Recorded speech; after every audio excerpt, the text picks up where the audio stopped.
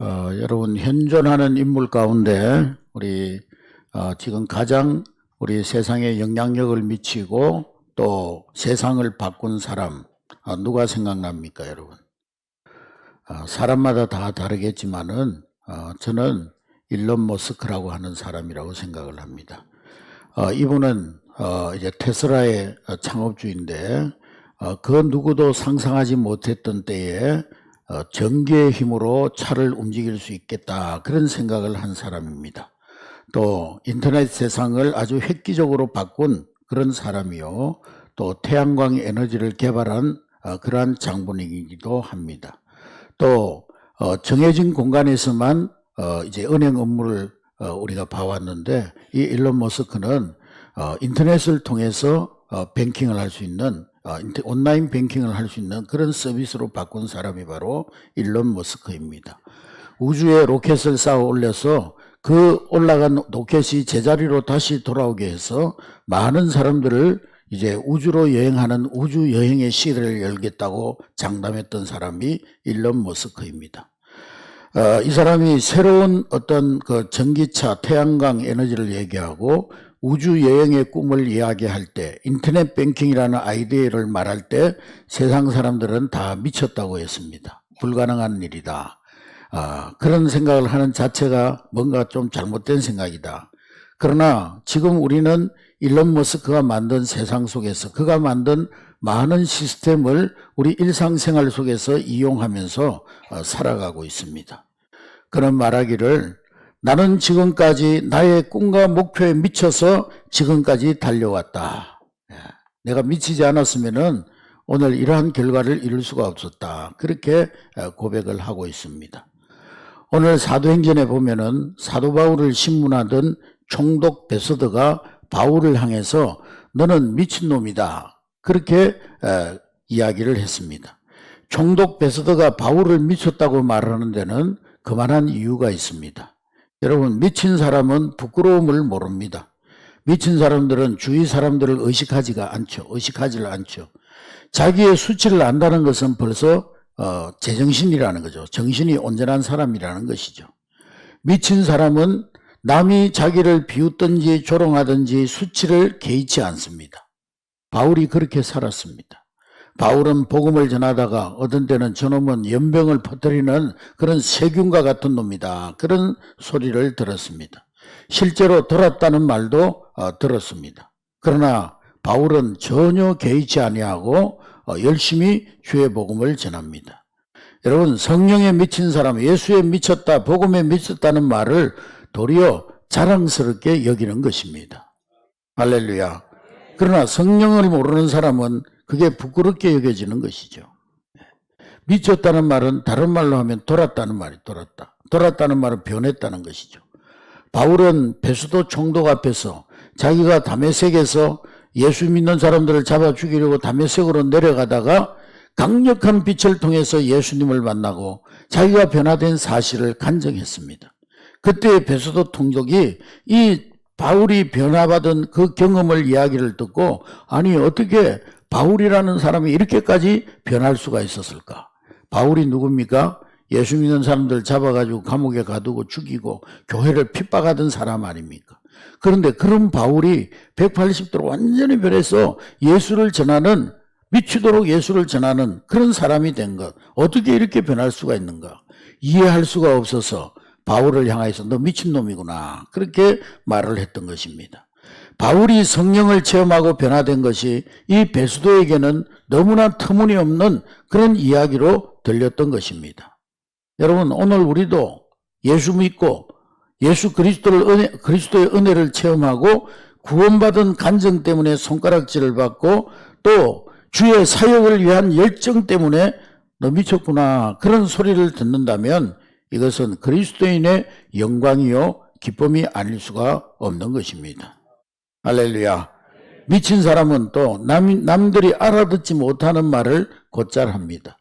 일론 머스크가 남들이 이해할 수 없는 말을 많이 했습니다. 지금도 많이 하고 있어요.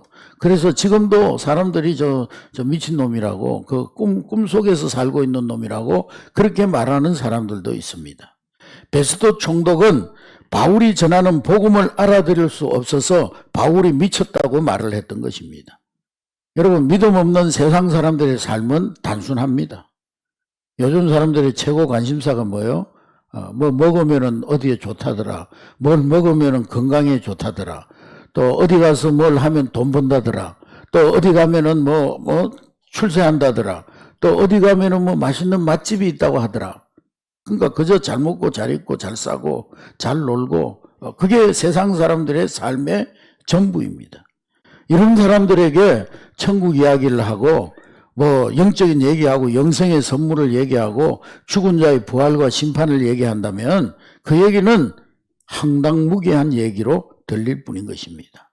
그래서 베스도도 이 바울의 영적인 이야기들을 이 바울의 영적인 그런 이야기들이 자신이 이해할 수 없다는 이유 한 가지 때문에 바울아, 네가 미쳤구나. 미쳐도 한참 미쳤구나. 너의 많은 학문이 네 공부를 많이 하더니만 이게 머리가 이상해져 가지고 너의 학문이 너를 미치게 했구나. 그렇게 말합니다. 여러분, 그런데 성경에 보면은 하나님 앞에 남다르게 한 시대에 크게 쓰임받은 사람들을 보면은 다 사람들에게 미쳤다는 소리를 들었어요. 노아가 100년 이상 저 산꼭대기에다가 배를 지으면 바닷가에 져야 되는데 산꼭대기에다 배를 지으니까 동네 사람들이 저 할아버지 미쳤다고, 나이가 들어가지고 노망이 들었다고 어디 산에다가 배를 짓느냐고 그러면서 동네 사람들이 미쳤다고 얘기를 했습니다. 요한복음 10장 20절에 보면은 예수님이 복음 전함에 나아갈 때 많은 사람들이 예수를 미쳤다고 비난했습니다. 마가복음 3장 21절에도 보면은 예수님의 가족들이 예수께서 미친 줄 알고 예수님을 찾아왔다고 했습니다.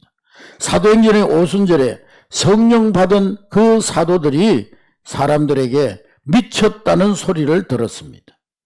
여러분, 믿음의 길을 가다가 받는 비난을 두려워하지 않는 여러분 될 수 있기를 주의 이름으로 축복합니다. 진리는 반드시 드러나는 거예요.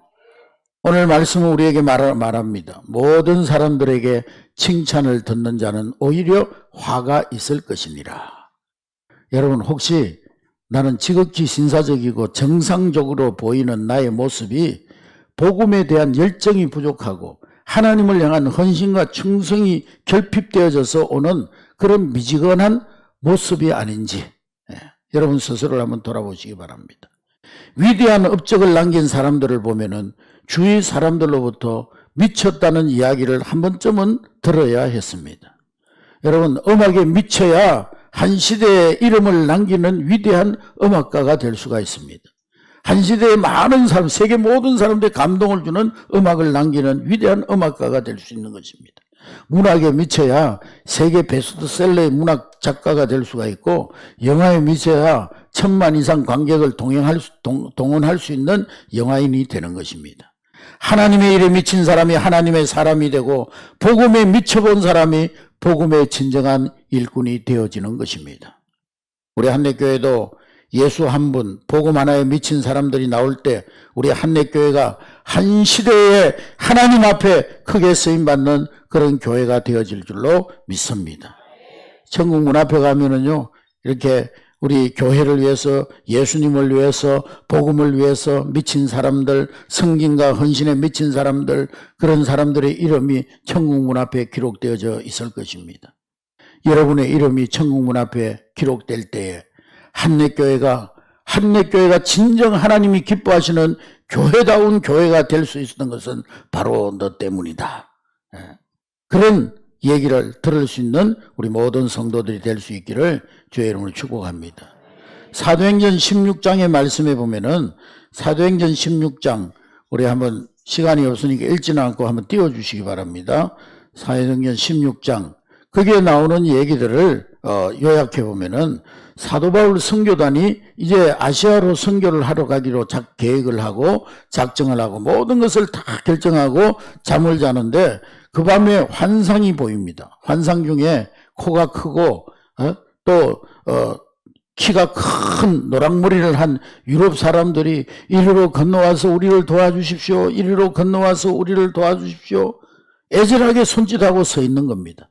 사도 바울 일행은 이 환상을 보고는 하나님께서 우리에게 보여주시는 성령의 환상이구나. 성령의 음성이구나. 하나님의 말씀으로 받아들이고 그들이 유럽으로 가서 아시아로 가서 복음을 전하려고 했던 계획을 포기하고 자신들의 계획을 포기하고 유럽의 첫 도시 빌립보로 가서 복음을 전할 것을 결정합니다. 그래서 빌립보에 가서 루디아라고 하는 자주장사 동력자를 만나게 되고 어느 날 기도처에 가다가 용하다고 소문이 난 귀신 들린 점쟁이 여자를 만나게 됩니다. 이 점쟁이가 귀신 들려 있다 보니까 하나님의 사람들을 알아본 거예요. 그 안에 있는 귀신이 알아봤겠죠. 그래서 18절의 말씀에 보니까 이 바울 일행을 따라다니면서 여러 날 동안 괴롭혔다고 그랬어요. 그래서 바울이 너무 괴로워가지고 돌이켜서 그 귀신에게 이르되 야 이 더러운 귀신아 예수 이름으로 내가 명하노니 그 여자에게서 나오라 명령하니까 귀신이 즉시 나왔다고 그랬어요. 할렐루야. 귀신 들린 여자가 제정신이 돌아온 거예요. 근데 이 일로 인하여서 이 점쟁이 여종의 주인이 바울을 법정에 고소합니다. 이 귀신 들린 여자는 본래 그 주인의 노예였는데 이 노예가 귀신이 들려가지고 이 사람들의 어떤 운명을 귀신같이 알아맞추는 거예요. 그래서 이 주인이 그 여자를 이용해가지고 점을 쳐주게 하고 점을 쳐주고 받은 복채를 착복하는 거예요. 한마디로 그 귀신 들린 여자를 앵벌이 삼아가지고 돈을 벌고 있었던 거예요. 그런데 제정신이 돌아오니까 점을 칠 수가 없잖아요.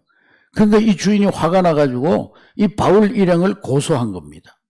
그날 밤 이 발이 쇠고랑에 묶인 채로 감옥에 갇힌 그들이 감옥에 갇힌 몸이지만은 절망하지 아니하고 기도하고 찬송합니다. 그때 큰 지진이 일어나면서 옥토가 흔들리고 옥문이 열리고 쇠고랑이 벗겨지고 그러면서 자다가 깜짝 놀란 간수가 이 죄수들이 다 도망간 게 아니냐 그렇게 생각하고는 칼을 뽑아서 스스로 목숨을 끊으려고 합니다. 이 죄수들의 죄를 자기가 다 받아야 되니까요. 그러니까 차라리 죽는 게 낫겠다. 그러면서 자기를 하려고 할 때 사도 바울이 크게 소리를 지릅니다. 여보시오, 당신의 몸을 상하게 하지 마시오. 우리가 도망가지 않고 그대로 여기에 있어. 그러니까 감수가 강동이 돼가지고 아니 이 사람들이 누군가. 그러니까 바울이 그 사람이 우리는 예수를 믿는 하나님의 사람들이니까 걱정하지 마시오. 어찌 우리가 도망가서 당신이 죽음에 이르도록 하겠소. 그랬더니 이 간수가 감동이 되어가지고 선생님들 내가 어떻게 해야 구원을 받겠습니까? 그때 바울이 말하기를 주 예수를 믿으라. 그리하면 너와 내 집이 구원을 얻으리라. 할렐루야. 따라하겠습니다. 주 예수를 믿으라. 그리하면 너와 내 집이 구원을 얻으리라. 네. 그래서 여기에 나온 집이 바로 오이코스예요. 오이코스 집. 간수들이 예수를 그리스도로 영접하고 그와 온 집안이 가족이 함께 세례를 받고 빌립보 교회 초대 이 개척 멤버가 됩니다. 지도자가 돼요. 여기까지가 오늘 본문의 내용인데 오늘 본문에 보면 여러 군상의 사람들이 나오고 있습니다. 그런데 그 인물들은 하나같이 뭔가에 미쳐있는 사람들이요. 뭔가에 묶여있는 사람들입니다. 여러분 우리가 예수 믿는다는 게 뭡니까? 일주일에 한 번 성경 제끼고 교회 나와서 예배 드리고 한 주간의 삶을 하나님하고 아무 상관없는 그런 삶을 사는 것이 예수 믿는 것입니까? 예수를 믿는다는 것은 지금까지 세상 헛된 것에 미쳐서 살던 사람이 하나님께 미치는 거예요. 할렐루야. 네. 예수를 믿는다는 것은 세상 헛된 것에 미쳐 살던 사람이 예수님 때문에 제대로 미치는 거예요. 제대로. 아멘. 그래서 제대로 미쳐야 진짜 미치는 거예요. 할렐루야. 네. 오늘 본문의 인물들은 모두가 다 한 가지씩에 미쳐 있어요. 여러분 사람들은 어쩔 수 없이 한 가지씩은 다 미쳐서 살게 돼 있어요. 어떤 사람은 쾌락에 미치고 어떤 사람은 돈에 미치고 어떤 사람은 명예에 미치고 어떤 사람은 권력에 미치고 어디 한 가지인가 다 미쳐 있어요. 오늘 이 귀신 들린 여종은 이름 그대로 귀신에 미친 여종입니다. 귀신 때문에 미친 여종. 남의 집에 매여 사는 너의 신부만으로도 불쌍하고 가련한데 귀신의 종이 되었으니까 엎친 데 겹친 격이죠. 이 사람은 귀신이 말하고 귀신이 생각을 내어주는 대로 말하고 그리고 귀신이 시키는 대로 점을 칩니다. 여러분, 이 땅에 귀신의 관점으로 살아가는 사람들이 얼마나 많습니까? 귀신에 묶여있는 사람들이 얼마나 많습니까? 어두운 세계를 보고 어두운 말을 하고 어두운 행동을 하고 귀신에 묶여가지고 이사도 함부로 못 가고 귀신 들린 여자한테 찾아가가지고 언제 이사 가야 손 없는 날입니까? 물어봐야 이사 갈 수 있고 못 하나 박는 것도 못 잘못 박으면 뭐 동토난다고 못 하나도 제대로 못 박는 사람, 결혼 날짜도 편안하게 못 잡는 사람, 그런 사람들이 얼마나 많습니까? 다 귀신에 묶인 자들이요. 성경에 보면은 한 가정을 묶고 있는 귀신도 있습니다. 한 가족을 묶고 있는 어둠의 영들이 있어요. 그 마음이 귀신에 사로잡혀 사는 사람들입니다. 그런 사람들이 있어요. 또 마음이 그 귀신의 영에 온전히 묶여서 사는 사람이 있어요. 늘 용서하지 못하고 미움의 영에 사로잡혀가지고 다른 사람들에게 상처를 주고 살아가는 그런 사람들. 내가 누군가로부터 상처를 받아가지고 그 사람 용서하지 못하고 미워하면은요, 그 사람과 내가 마음으로 솔타이 되는 거예요. 솔타이. 혼이 묶여져 있는 거예요. 눈만 뜨면 그 사람 생각나고 그 사람 죽이고 싶고 그 사람 미워하고 그 사람 생각하면 이를 박박 깔고 그 사람 생각하면 머리가 아프고 뒷골이 땡기고. 여러분, 그 미움의 자리에 사단이 우리 마음속에 들어와서 또아이를 털고 앉아서 법적으로 나를 조정하고 다스릴 수 있는 권한을 행사하는 거예요. 여러분, 사랑과 신뢰의 관계를 쌓는 것은 많은 시간이 걸립니다. 그러나 용서는 언제 어디서든지 할 수가 있는 거예요. 할렐루야. 미움의 영, 또 원수의 영, 거기에 묶이지 말고 그리스도의 사랑의 마음으로 용서하는 여러분 될 수 있기를 주의 이름으로 축복합니다. 그런가 하면 만사를 부정적으로만 보는 눈이 있어요. 그 배후에는 더러운 영이 있는 거예요. 영적인 권위자들에게 순복하지 못하는 그 역의 영, 압살롬의 영에 권위 앞에 순복하지 못하는 압살롬의 영에 사로잡혀 사는 사람, 그런 사람들은요 대적하고 반역하고 뭔가 이렇게 분란을 일으키는 것을, 불순종하는 것을 정의로운 것이라고 생각합니다. 질병이 옆에 사로잡혀 있는, 영에 사로잡혀 있는 이 사람들도 있어요. 또 어떤 가정은요, 그 가게 전체가 악한 질병을 유전시키는 그런 가게도 있어요. 여러분, 제가 선언합니다. 오늘 아침에 나사렛 예수 그리스도의 이름으로 질병의 영은 떠나갈지어다. 미움의 영은 떠나갈지어다. 우리 한례교회 성도들의 가정을 묶고 있는 어둠의 영들은 떠나갈지어다. 용서하지 못하는 마음속에 붙어있는 분노의 영들은 떠나갈지어다. 불평의 영, 거역의 영, 싸악한 영들은 이 시간 예수 이름 앞에 묶인 것을 풀고 떠나갈지어다. 할렐루야. 두 번째는 오늘 돈에 미친 종의 주인이 나옵니다. 돈에 묶인 여자. 돈에 묶인 사람. 자기 여종이 이제 귀신이 떠나가고 제정신이 돌아왔어요. 그럼 여러분 기뻐해야 됩니까? 불평해야 됩니까? 기뻐해야죠. 자기 여종이 제정신이 돌아와가지고 이제는 제대로 된 인간으로 살게 됐는데 바울한테 가서 소고기 한 건이라도 사가지고 가가지고 아이고 바울 선생님 우리 종을 이렇게 고쳐주셔서 감사합니다. 계란 한 줄이라도 사가지고 가가지고 아이고 우리 바울 선생님이 이렇게 이 여종을 고쳐주셔서 감사합니다. 봉봉 하나라도 사가지고 가가지고 인사해야 오는 거 아니에요? 그런데 이 돈에만 눈이 어두워진 이 주인은 자기가 이제는 그 귀신 들린 여종을 통해서 돈을 벌어들였는데 수입이 끊어졌다고 노발대발하면서 이 바울을 폭행하고 고소하고 고발하기에 이르는 것입니다. 이 주인은요, 귀신 들린 자기 여종을 하나의 인격체로 본 것이 아니라 돈 벌어다 주는 기계로만 생각한 거예요. 돈 벌어주는 기계 수단에 불과했던 것입니다. 이 주인 돈에 미친 사람이에요. 성경에 보면은 너희가 하나님과 재물을 겸하여 섬기지 못한다. 근데 이 재물은 단순한 돈이 아닙니다, 여러분. 마태는요, 이 재물을 만몬이라는 단어를 소문자로 쓰지 않고 대문자로 썼어요. 대문자로 쓰는 것은 신이라는 거예요, 신. 돈이 귀신이 되고 재물이 귀신이 될 수가 있다는 거예요. 왜냐? 재물은 단지 재물로 끝나는 것이 아니라는 거예요. 우리 자신을 지배하는 신으로 변할 수 있다는 거예요. 얼마나 강력한 신이냐? 하나님을 견줄 만한 그런 신이 될 수도 있다는 거예요.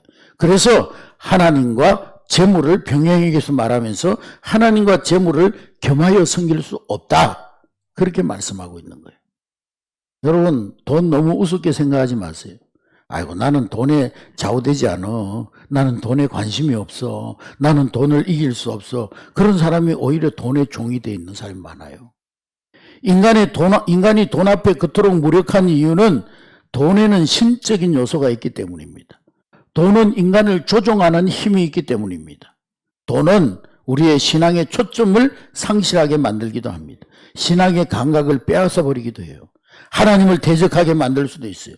신앙적으로, 인격적으로, 지성적으로 모자람이 없는 사람이 돈 앞에서는 힘없이 무너지는 그런 사람을 볼 수가 있습니다. 나아가서 인간이 돈을 사랑하게 되면 돈을 신으로 섬기게 되는 거예요. 인간은 돈의 위력을 빌리기 위해서 스스로 그 돈 앞에 무릎을 꿇고 자신의 운명을 맡기게 되는 것입니다. 마귀 사단이 돈을 흔들면서 하는 말이 있어요. 야, 돈은 내 거야. 네가 힘써서 벌었으니까 돈은 네 거란 말이야. 아닙니다, 여러분. 우리의 모든 소유는 하나님의 것입니다. 우리가 세상에 아무것도 가지고 온 것이 없으며 또한 아무것도 가지고 가지 못합니다. 사단은 또 유혹합니다. 야, 돈이라면 뭐든지 할 수 있어. 아니요. 돈으로 할 수 없는 게 더 많아요. 하나님 앞에 돈보다 소중한 것들이 너무나 많이 있습니다. 그리고 사단은 우리에게 말합니다. 돈만 있으면 행복할 거라고.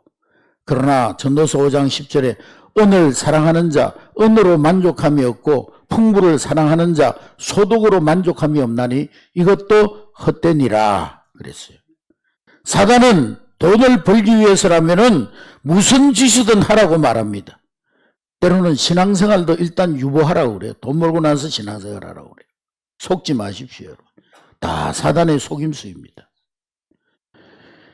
오늘 세 번째로는 이 편견과 전통에 미친 재판관이 있습니다. 그들은 고발당한 이 바울과 일행이 유대인이라는 말만 듣고 시비곡직을 가릴 필요도 없이 옷을 찢어서 벗기고 매를 때리고 그리고 감옥에 가둬버렸어요. 편견의 노예입니다. 유대인? 저것들 유대인이잖아. 그런 편견에 사로잡혀서 뭐 시비곡직을 따질 필요도 없이 그냥 감옥에 가둬버렸어요. 여러분, 이런 선입견과 편견에 매이게 되면은 가장 냉정하게 공정하게 법을 집행해야 될 법관까지도 이런 어처구니 없는 짓을 저지르게 되는 것입니다. 예수님 당시에 예수님이 호된 책망을 받은 사람들이 있는데 바리새인들, 서기관들, 종교 지도자들 그들은 한결같이 전통 집착증 환자였어요. 여러분, 보수가 뭐예요? 보수. 보수는요, 좋은 전통을 지키는 것이 보수예요. 뭐 자기 기득권을 지키고 자기가 가지고 있는 권력을 빼앗기지 않으려고 하는 것이 보수가 아니에요. 보수는 좋은 전통을 지키고 그 좋은 전통을 후대에 물려주기 위해서 힘쓰는 사람이 보수입니다. 보수. 여러분, 우리 좋은 전통은 잘 지켜야 합니다. 그러나 전통주의자들은 전통이 진리의 복음을 해버려요. 전통이 말씀을 대신하고 전통이 하나님의 뜻으로 둔갑해버려요. 어떤 교회에서 교회를 건축하고요, 이 강단에 카페트를 까는데 한쪽에서는 자, 우리 카페트는 빨간색으로 깔아야 된다고. 왜냐하면 예수님 보혈이 빨간색이잖아. 십자가가 빨간 거잖아. 그러니까 우리는 빨간색으로 카페트를 깔아야 된다고. 또 어떤 한편에서는 이 강대상 카페트는 녹색으로 깔아야 된다고. 푸른 초장 실만한 물가를 상징하는 녹색으로 깔아야 이게 성경적으로 맞는 거라고. 서로 싸우면서요. 그래서 하다 못해가지고 강대상 카펫 깔기 위원회를 만들었어요. 교회에서 이제 위원회를 만들어 서로 토의를 하는 거예요. 빨간색은 보혈색이라고, 빨간색을 카페트를 깔아야 된다고, 또 녹색은 푸른 초장 실만 물가를 상징하니까 녹색을 깔아야 된다고 막 서로 싸우다가요, 결국에는 합의를 보지 못하고 그 교회가 둘로 나눠지고 말았어요. 서로 각자 나가가지고 교회를 세웠는데 빨간색으로 깔아야 된다는 사람들은 빨간 십자가 교회라고 세웠고 녹색으로 깔아야 된다는 사람은 푸른 초장교회라고 이름을 달고 교회를 세웠답니다. 여러분, 우리 신앙인들도 편견과 전통에 미치게 되면은 소위 말하는 꼰대가 되는 거예요. 꼰대. 자기는 믿음 좋다고 하고 자기는 뭐 성경적으로 한다 하지만은 편견과 전통에 묶이게 되면은요, 그 사람은 꼰대가 되는 거예요. 꼰대. 그렇다면 바울은 무엇에 미쳤습니까, 여러분?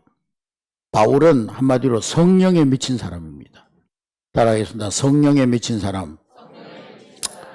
여러분, 미치려면 제대로 미쳐야 돼요.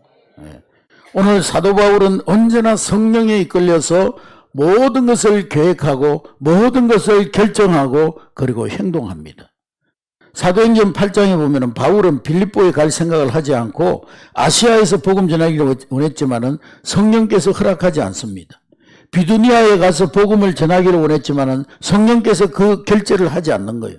도로에 가서 복음을 전할 기도 중에 환상을 보는데 유럽으로 부르는 간절한 환상을 보게 됩니다. 결국 바울은 성령님께서 지시하시는 대로 명령하시는 대로 자기의 모든 계획을 다 내려놓고 자기의 모든 계획을 다 포기하고 성령께서 명령하신 대로 유럽으로 가서 복음을 전하게 됩니다. 할렐루야. 이와 같이 바울은 성령에 사로잡힌 사람, 사명과 비전에 미친 사람, 성령에 미친 사람이었던 것입니다. 두 번째로 바울은 사랑에 미친 사람이에요. 사랑에 미친 사람. 바울 일행이 빌립보에 와가지고 복음을 전하다가 귀신 들린 여자가 막 점을 쳐주고 근데 가만히 보니까 돈 벌어가지고 주인 다 갖다 주는 거예요. 귀신에 잡혀가지고 귀신이 시키는 대로 점을 쳐가지고 벌은 돈은 주인에게 다 뺏기는 거예요. 그 여인을 보자 바울의 마음속에 불쌍한 마음이 들어서 견딜 수가 없는 거예요. 누가 뭐 그냥 본체 만취하고 지나간다고 누가 비난할 사람도 없고 터집 잡을 사람도 없고 그 귀신 들린 여종 하나 고쳐줬다고 뭐 용감한 시민상 뭐 그런 표창할 일도 아닌데 바울의 마음속에 끓어오르는 이 영혼에 대한 사랑의 마음.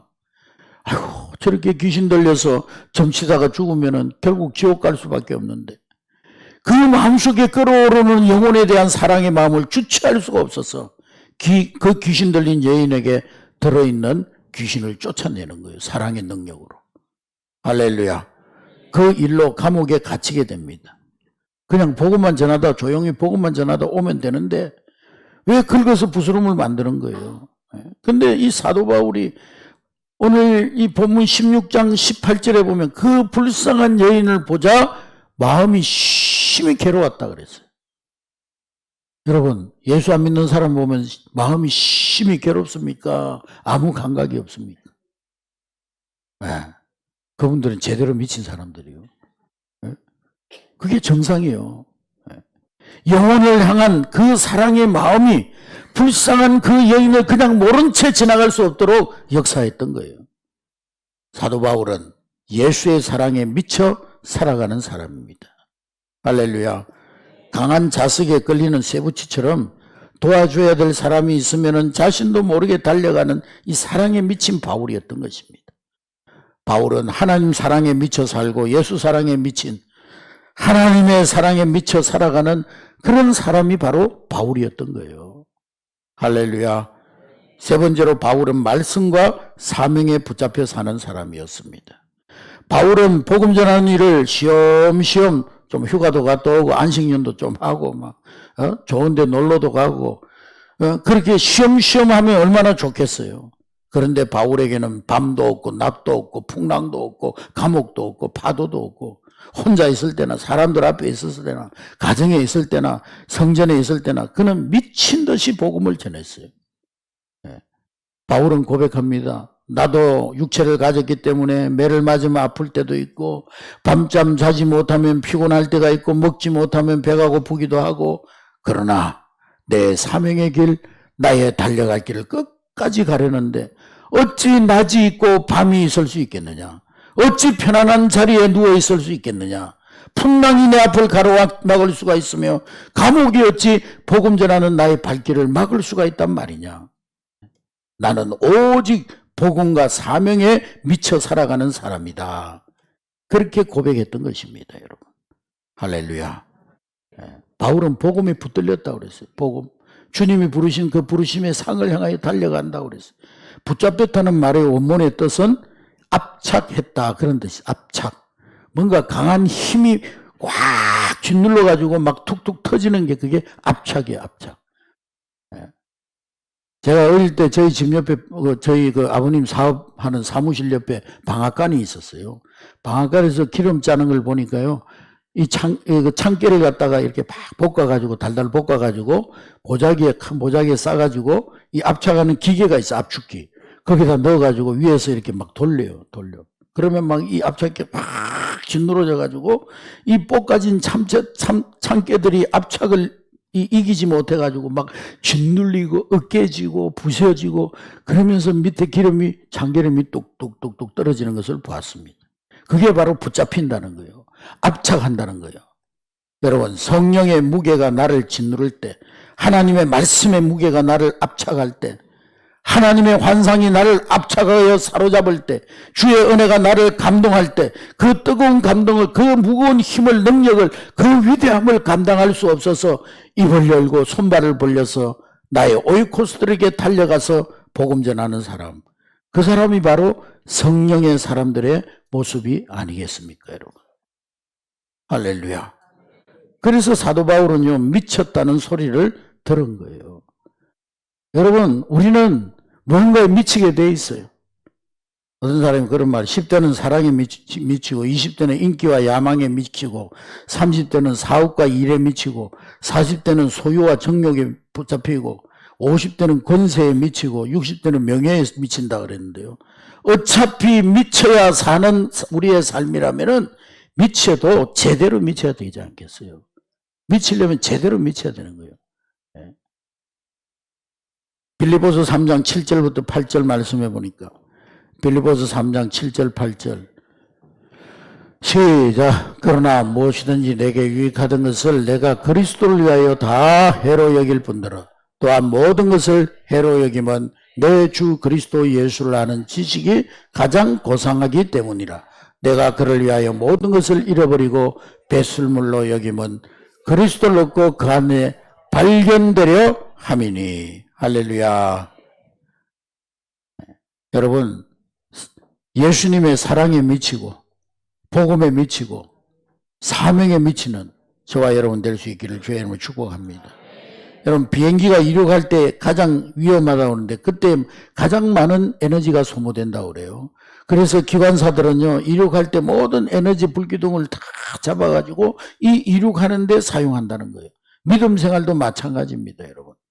우리가 침체의 늪에 헤매이는 성도가 신앙이 이룩하기 위해서는 전에 없는 뜨거운 기도를 해야 되는 거예요. 뜨거운 기도.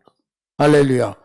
무기력한 성도로 전락했다가 능력 있는 사역자가 되려면 전에 없는 말씀에 사로잡히는 새로운 계기가 필요한 거예요.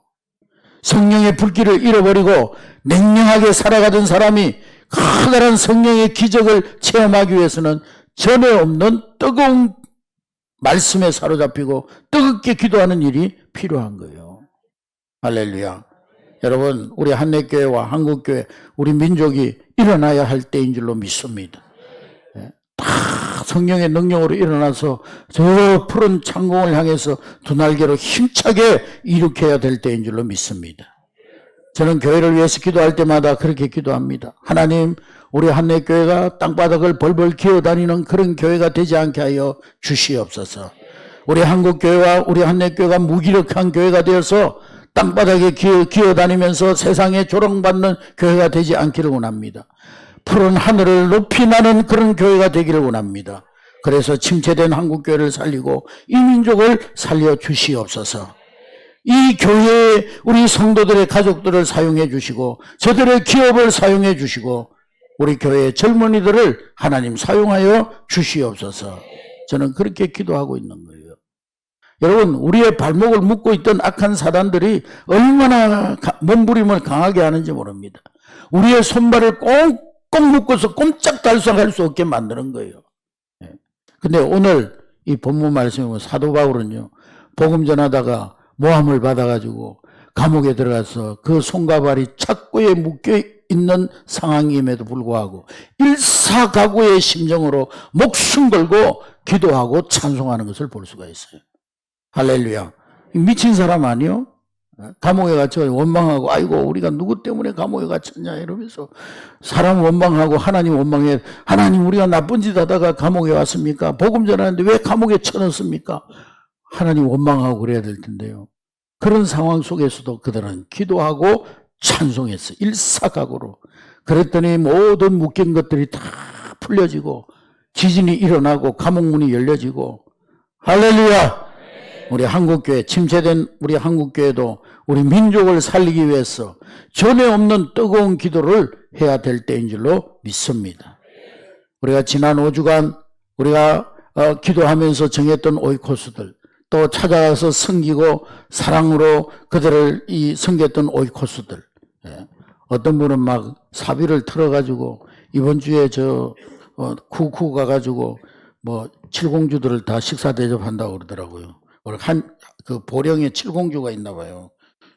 나이는 한 40대 50대 되는 것 같은데 그 공주들이 있나 봐요. 그래서 그 칠공주들을 사비를 들여가지고 식사 대접한다고 합니다.